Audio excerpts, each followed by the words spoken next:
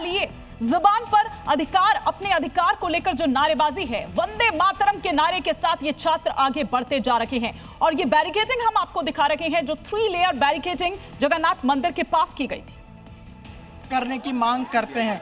और केवल JPSC 14th नहीं, जेपीएससी 11th और 13th जो 2024 में वैकेंसी आई थी, उसमें भी कॉपी चेक में अनियमितता हुई है, जिसको लेकर हम छात्र लोग जो है सो हाई कोर्ट तक भी गए हैं। लेकिन जेपीएससी जो है, आयोग जो है, हमें कॉपियां नहीं दिखा रही है। मतलब जितनी भी परीक्षाओं में अनियमितता हुई है वो छात्र चाहते हैं कि उन्हें रद्द किया जाए और साथ ही साथ पूरे मामले की सीबीआई से जांच हो।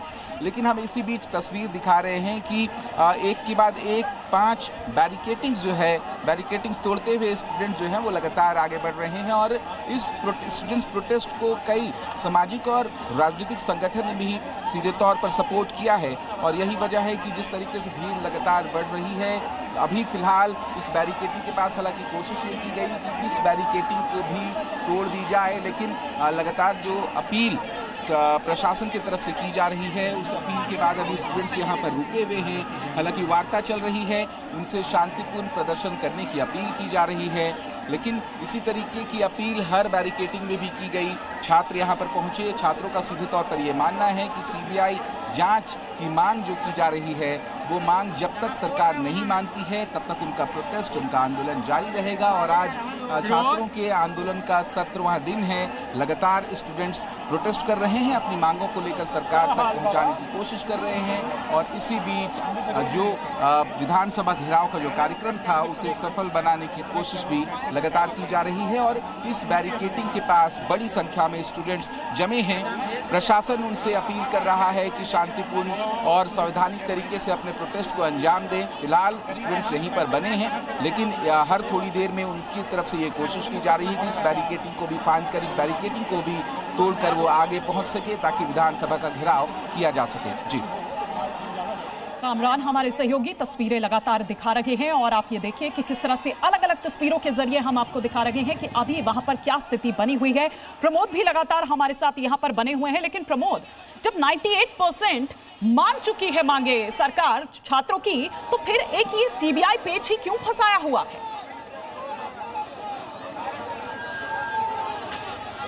देखिए, एक बात समझनी होगी, छात्रों से मैंने बातचीत के जरिए समझा है, उन्हें यहाँ लोकल जो इन्वेस्टिगेशन एजेंसी बनाई गई है, जो यहाँ पर जो गठन ऐसा नहीं है, तो वो इसीलिए चाहते हैं कि सीबीआई जांच होगी तो दूध का दूध, पानी का पानी हो जाएगा, और सिस्टम में एक जो क्लीननेस होती है वो आ जाएगी। तीसरी है, जेएसएससी की जो भर्ती हुई है उसको ये लोग रद्द कराना चाहते हैं छात्र, लेकिन सरकार छात्रों की दोनों मांग को नहीं मान रही है।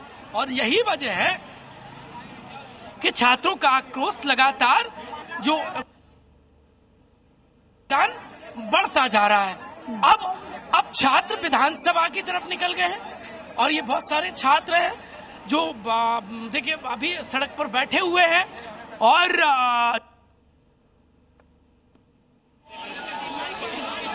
जी प्रमोद हमारे साथ, ये हुजूम जी, ये आवाज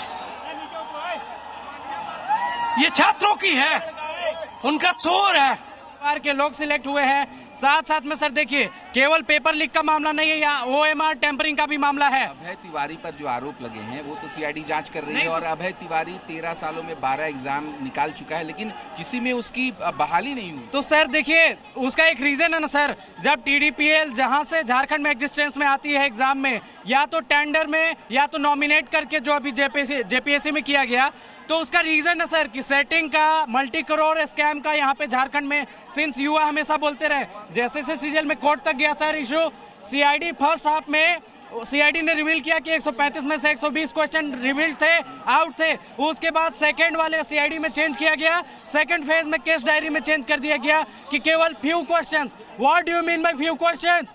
आई वांट टू आस्क, अगर अभय तिवारी आपके गिरफ्त में हैं। आपने गिरफ्तारी की है, आपकी सीआईडी अभी खुद बता रही है कि उसके 12 लोग और उसका कनेक्शन एल खेंगते जी से है, मल्टी करोड़ स्कैम है। तो आपको अभय तिवारी और जैसे सीजीएल से जो रिलेटेड लोग उसमें जांच कराने में क्या प्रॉब्लम है? मतलब सीबीआई के जांच के बिना आप नहीं मानेंगे? नहीं सर, देखिए सीआईडी इससे पहले भी जांच की थी, लेकिन उन्होंने चीज को दबाने का प्रयास किया। वो सही जांच कर रही थी, मगर इस मामले पर भी तो सीआईडी अच्छे से जांच कर रही है। नहीं सर, नहीं कर रही है। वो राजनीतिक नहीं कर रही है। तो जांच सही कर रही है, लेकिन उसके ऊपर राजनीतिक दबाव आ रहा है, बस इतना मान लीजिए। हम लोगों को, मैं पिछली बार बताता हूं, जब फर्स्ट सीआईडी की गठन की गई थी वो जांच सही चल रहा था सर, लेकिन उसके बाद उन्होंने सीआईडी का टीम को चेंज कर दिया, केस डायरी बुला दिया।